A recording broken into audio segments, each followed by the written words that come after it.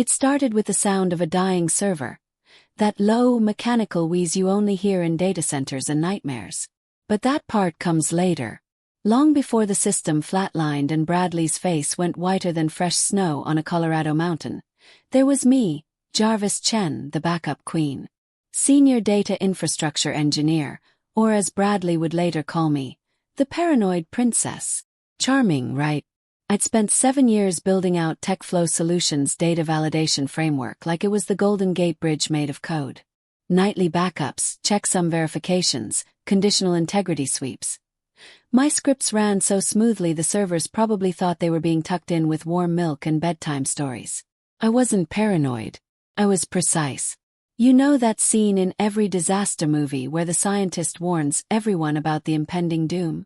They laugh until Mount Vesuvius starts spitting fire. That was me, minus the volcano, plus a Bradley. Bradley parachuted in during what HR called organizational restructuring, and what everyone else called the Hunger Games, corporate edition. He showed up to our Monday team meeting wearing a Tesla hoodie under a navy blazer, introduced himself as someone who challenges legacy thinking patterns. By Wednesday, he'd already posted a Slack message that said, "Backups are just anxiety with file extensions." I wish I was making this up. But before we dive deeper into this corporate Greek tragedy, quick sidebar. If you're one of those folks who binge these revenge stories without hitting that subscribe button, now's your chance. It helps more than you know. Keeps our coffee machine running and the petty justice flowing like honey. Now, back to Bradley, who believed lean operations meant cutting anything that didn't sparkle in a PowerPoint presentation. He ran on buzzwords and energy drinks, never met a safety protocol he didn't consider legacy bloat. I kept my tone professional, my emails diplomatic, but inside I was watching this man juggle dynamite while blindfolded. I'd seen his type before. Confuse recklessness with innovation, fire the people who sound alarm bells, then act shocked when the building's on fire at 3 a.m. First it was small stuff. He'd sigh during code reviews like a teenager asked to clean their room. "Why do we need 6 validation stages for one user input form?" he'd ask, eyes glazed over like donuts. "Because we've got 800,000 customers who might type their email as gmail.com and still expect to receive their invoices," I'd reply. He'd laugh. "We can handle that downstream." Downstream. Like corrupted data just politely floats into a magical pipe labeled, "Fix later." Like compliance auditors care about your metaphors. The real shift happened in our 3rd week working together. I just updated our database constraints and scheduled a fresh cross-table integrity check for Sunday. Bradley pinged me asking why our Jenkins pipeline was showing backup routines at 2 a.m. "Standard protocol," I told him. "Standard isn't scalable," he replied. I stared at that sentence for 10 full seconds before closing Slack and opening a bottle of wine. It wasn't personal yet, but I could feel the storm brewing on the horizon. Bradley moved like a man who'd never watched anything break in slow motion. He mistook quiet systems for simplicity, saw my backups as relics instead of life preservers. And I knew, deep in my bones, if I pushed back too hard, I'd become the scapegoat before the goat even had a chance to bleat. So I played nice. Outwardly, at least. Inwardly, I started preparing.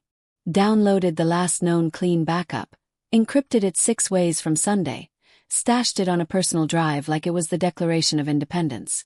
Because when the crash came, and it would come, I wasn't going to be the one standing there holding shattered pieces with a confused look and a Slack full of quick fixes. I started tracking Bradley's changes. Not loudly, just documenting.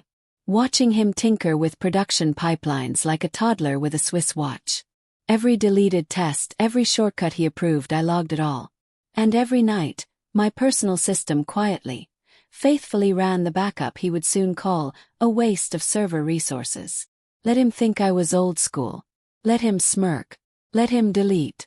I wasn't trying to win an argument. I was preparing for resurrection. It started with a spreadsheet. Isn't that always the way? A simple file marked Efficiency Audit Q4. Bradley sent it late on a Friday, That corporate witching hour when every decent engineer's brain is cooling down like a car engine after a long drive. The spreadsheet had 2 columns: process and recommendation, next to nightly redundancy scripts, trim or eliminate, next to multi-stage integrity validator, obsolete, consider removal. I scrolled through it like I was reading my own death warrant written in Comic Sans. Monday morning, he cornered me in the Innovation Hub. That's what he called our conference room, as if we were launching rockets instead of managing customer data. "We're looking to streamline operations," he said, arms spread like a TED Talk messiah. "Less fat, more fight." "I assume you mean documentation cleanup," I said, keeping my voice flatter than Kansas wheat fields. "I mean backups," he replied. "You've built Fort Knox for data. I'm just asking, do we really need the moat, the drawbridge, and the armed guards?" I didn't flinch. "We've had 6 near-loss incidents in the last 18 months. 3 prevented by redundancy sweeps. 2 caught by checksum alerts. 1 flagged by the pipeline validator. If you'd like, I can walk you through each one." Bradley rolled his eyes. "You're not guarding nuclear launch codes, Jarvis." That was the moment. The moment the unease stopped whispering and started carving its initials into my skull. I stared at him. He stared back, already bored, probably imagining himself on some podcast called Disruption Dynasty. "No," I said quietly. "I'm not guarding nuclear codes. I'm guarding the only thing our customers actually pay for, their data." "Paranoia," he said, and smiled like a man who's never lost anything that couldn't be reinstalled from the App Store. By lunch, he'd looped in finance and the CTO to align expectations.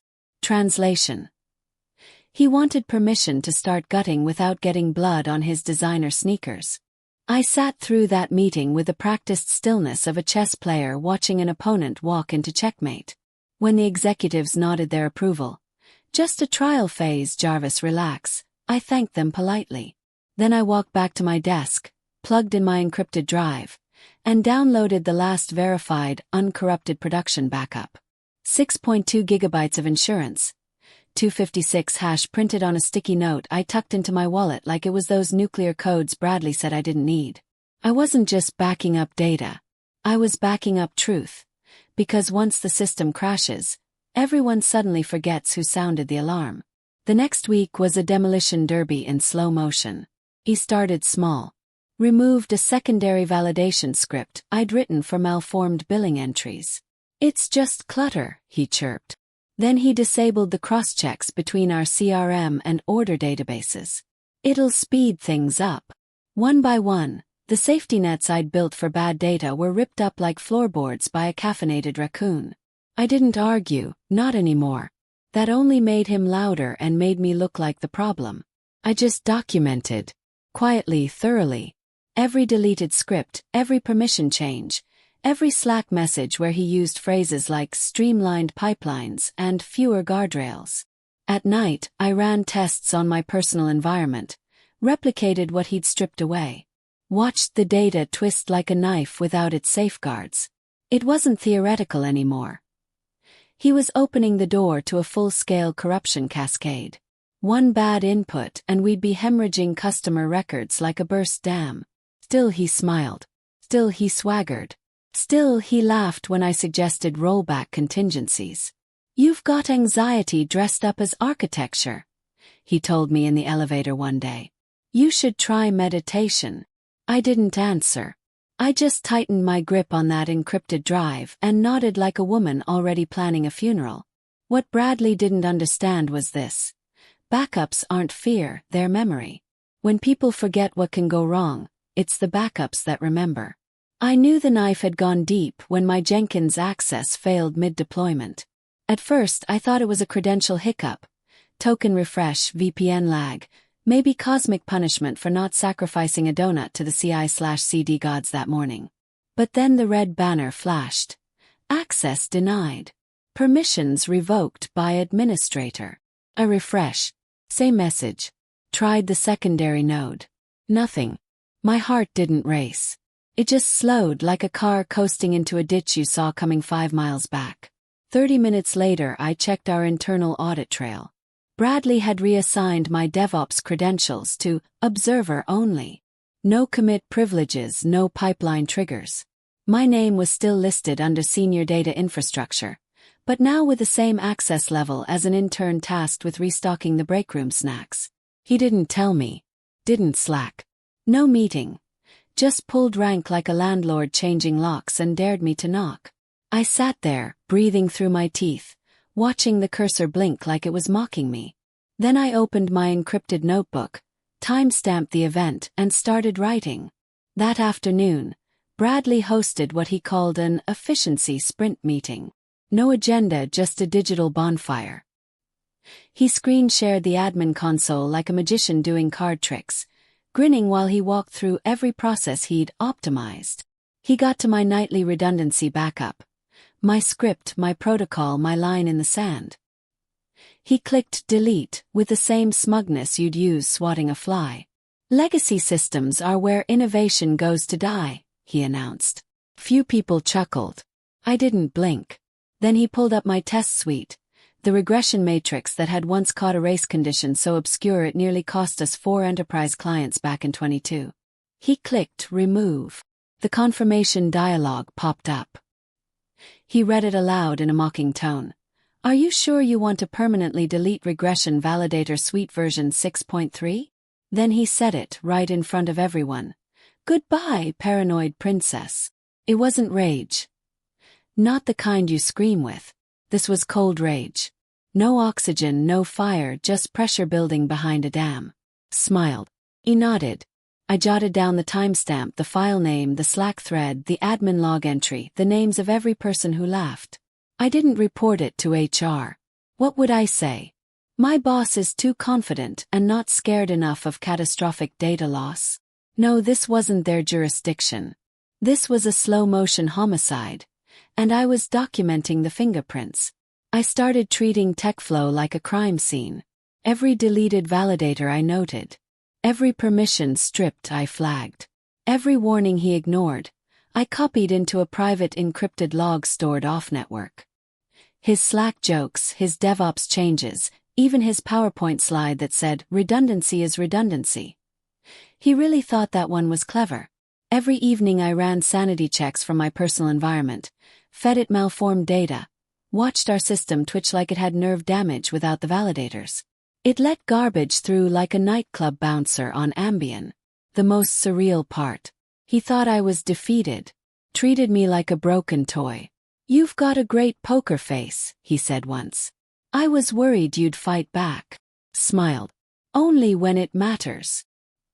He didn't know I was still backing up the production environment twice a week via shadow sync I'd embedded months ago.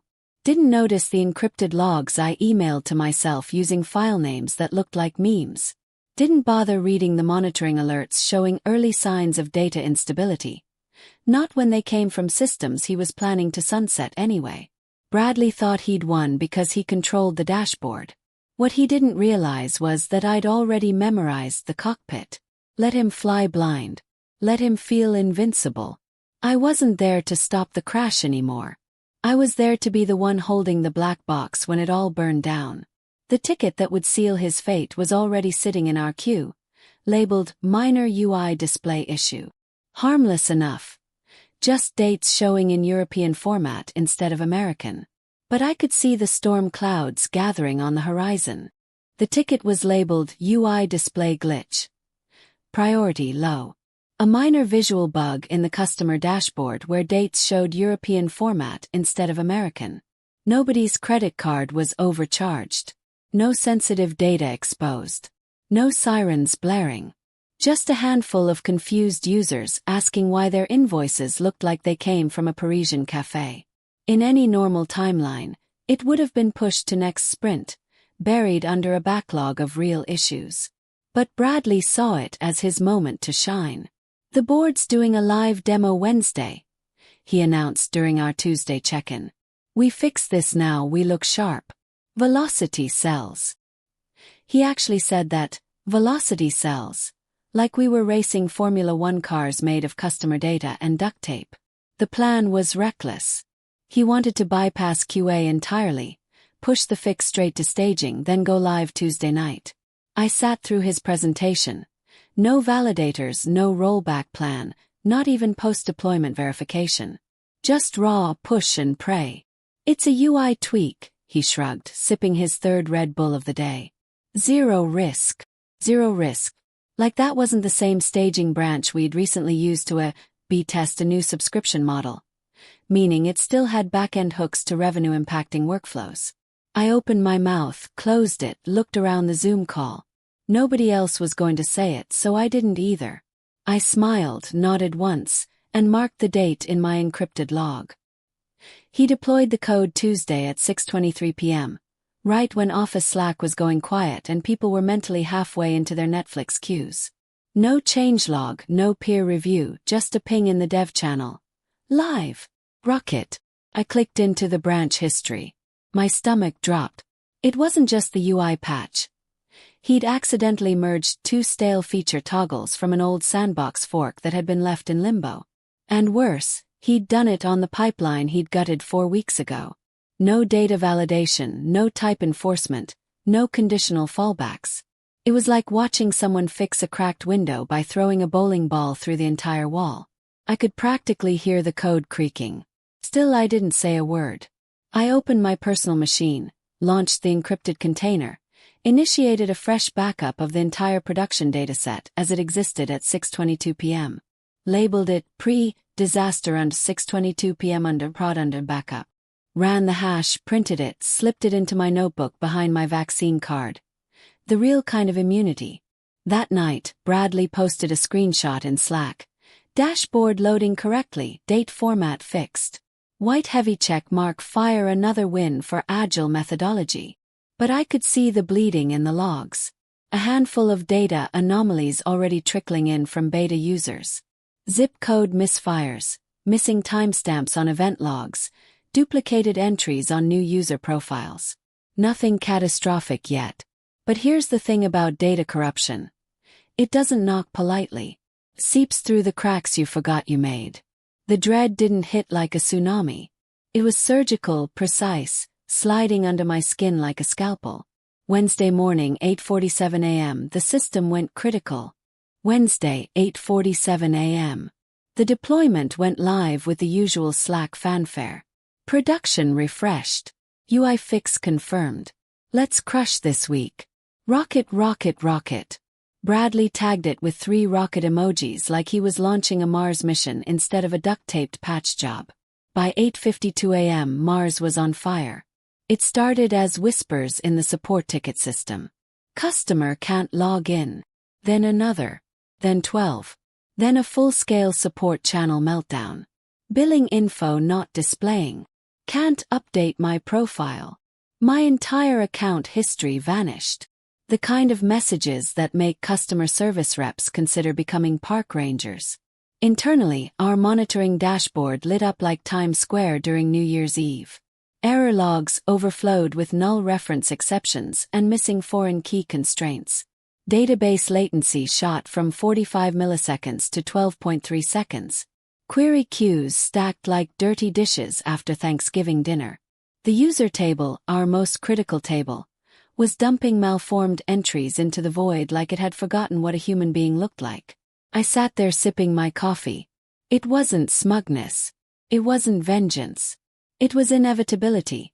Like gravity, like finally watching a drunk tightrope walker fall after an hour of juggling flaming torches. It was never if. It was always when. By 8:54 a.m., our CTO was pinging engineering in all caps.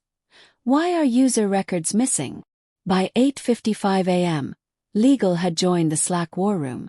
Then compliance. Then finance. Watching vultures gather before the carcass was even cold. The root of it all. One CSV import. A partner firm's automation script fired early. Something we'd warned Bradley about 3 sprints ago when he said, "We'll cross that bridge if it collapses." The file had one corrupted field. A malformed record with a null customer ID and a phantom region code. That single record bypassed Bradley's stripped-down pipeline. No validators, no schema checks, no sanity failsafes, and slammed straight into production like a freight train through tissue paper. From there, the cascade was poetry and horror. That orphan user entry spawned 4 corrupted subscriptions. Those triggered a recursive billing sync that tried to charge ghost accounts. Stripe flagged the anomalies and halted all API calls. The front end started timing out trying to render dashboards for users who didn't exist. At 9:01 a.m., subscriptions began disappearing. Not just the corrupted ones. Legitimate paying customers watched their account histories evaporate like morning mist. Bradley was still replying to Slack threads like he could spin doctor reality. Probably just caching issues. Give it a minute. Might be transient. By 9:03 a.m., someone from board operations posted, CEO requesting immediate call. Now. By 9:05 a.m., all hell had made itself comfortable in our server room. And me. I hadn't touched my keyboard in 15 minutes. I watched from the sidelines like a ghost who'd already died in this building once and just came back to witness the haunting. Documenting in real time. I noted the exact timestamp when the deletion script ran wild and flattened every user profile missing a last name. I screen captured Bradley's panicked Slack message. We can restore from backup, right? Added it to my encrypted journal under the heading, Irony, Volume 7. 20 minutes. That's how long his rocket ship lasted. 20 minutes from launch to total system failure. And I had 20 pages of logs, 1 pristine backup, and all the time in the world. At 9:17 a.m., Bradley turned gray. Not metaphorically, literally. The kind of gray usually reserved for concrete and men who just realized they'd backed over their career with a dump truck made of hubris. The executive war room filled fast. CEO joined with camera off but microphone hot, barking questions like someone was holding his quarterly bonus hostage. How many users affected? Is billing completely down? Can someone explain why our login page redirects to an error about missing authentication tokens? By 9:20 a.m., our CIO was screen-sharing database metrics that looked like seismograph readings during an earthquake. We've got anomalies in over 70% of user entries, he muttered, zooming in on the carnage. Nulls, foreign key violations, recursive loops. Jesus. Legal joined next. Then finance. Then compliance. The entire company's nervous system walked into that meeting and collectively had a stroke. Audit deadlines were 6 days away. We'd promised regulators stable exports of customer records, including billing cycles, address histories, and consent tracking. All of it lived in the table that now looked like abstract art painted with corrupted data and panic sweat. Bradley started spinning faster than a washing machine on steroids. I think the issue's isolated, he said, wiping sweat with his hoodie sleeve like a man auditioning for a nervous breakdown. Worst case, we restore last night's backup and roll forward. Silence so heavy it had its own gravitational pull. Then the CIO, calm but laser-sharp, asked the question that would end Bradley's career. We do have backups, right? All heads turned. Bradley blinked like a deer in LED headlights. She deleted them. I looked up from my coffee. Excuse me. The old redundancy protocols were deprecated, Bradley stammered. We agreed to sunset them. She signed off on the decision. I have the Slack thread, I said, my voice so calm it scared even me. You said backups were anxiety with file extensions. Then you revoked my access. Then you deleted the jobs yourself. That's not how I remember it, Bradley wheezed. I have time-stamped logs. Legal's ears perked up like they'd heard lawsuit whispered in Latin. The CFO leaned forward. Are you saying there are no backups? None at all. Bradley looked around the room like a raccoon cornered by flashlights. Maybe in staging. But production was restructured. Restructured, the CEO repeated. His voice now a surgical instrument. So you deleted production backups before a code push during audit season. With no rollback plan. In that moment, I swear Bradley's soul briefly Googled, how to fake death and flee to Belize. Compliance delivered the final blow. We've already sent pre-audit packets based on last week's data. If we can't produce matching output, we're in breach. 7-figure penalties, minimum. The room went quiet. My phone rang. Personal number they hadn't used in 3 years. I let it buzz twice, then answered. "This is Jarvis." "We're in a situation," came Bradley's voice, tight with fake calm. "We need your help." I said nothing. Let the silence bloom like a bruise. "You're on speaker," the CEO's voice cut through. "We understand you may have contingency copies." Another pause. I wanted them to marinate in it. "I have a backup," I said finally. The room went dead silent. "Terms." And that's when I smiled.